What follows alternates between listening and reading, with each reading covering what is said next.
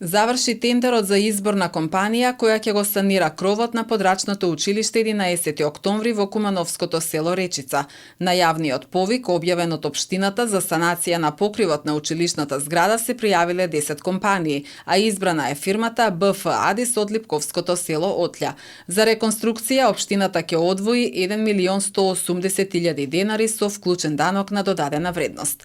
Во подрачното училиште во село Речица настава следа 30 на ученици, од кои 2 се комбинирани паралелки. Очекуваме навреме да почне санацијата и значајно да се подобри квалитетот на изведување на наставата, изјави директорката на училиштето Елизабета Костадиновска Костиќ. Подрачното училиште на 11 октомври во Речица функционира од 60-тите години од минатиот век.